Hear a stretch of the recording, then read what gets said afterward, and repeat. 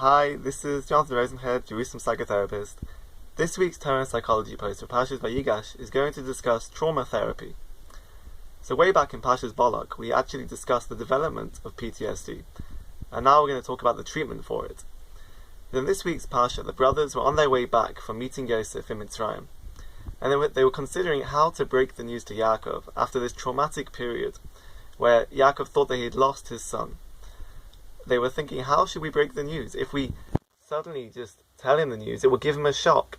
He might not even be able to believe it or process it. So they discussed with Serach, Yaakov's granddaughter, how she can gradually break the news through music, through playing music and singing, and that Yaakov will be able to accept and process the information. And we see this in psychotherapy, that trauma is experienced in a subjective way. Everybody responds in a different way. And treatment has to be tailored towards the individual person. So for Yaakov, music helped, but for other people it could be art, it can be writing, it can be physical activity, tefillah, all the traditional talking and therapeutic intervention.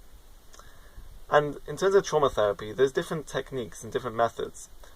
For anxiety and for phobias, normally what's used is a gradual desensitization process, where you set up a hierarchy of goals of how to expose yourself gradually to the traumatic stimuli. And you go through this gradually through a process of successes, of meeting your goals and exposing yourself gradually until you get closer and closer and you're able to habituate to the traumatic stimuli at the top of this hierarchy. And next is a process or a method called 3 stages. And there are different words for this, these 3 stages in the trauma therapy.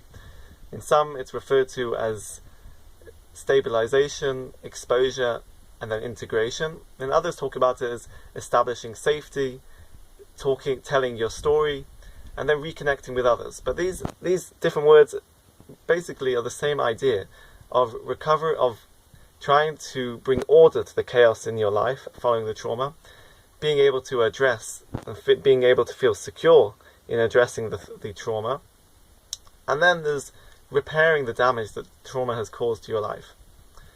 And these are methods that are used extensively through psychotherapy in order to recover from a traumatic experience.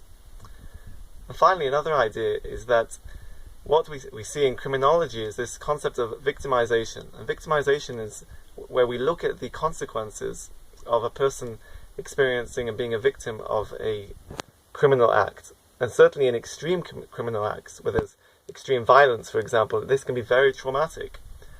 But there's also secondary victimization, which is the way that people respond and treat a person that has been a victim, where they perhaps are not sensitive and use inappropriate language and are not able to address the needs of the person. And the person will feel further victimization and further trauma as a result of people's treatment of them.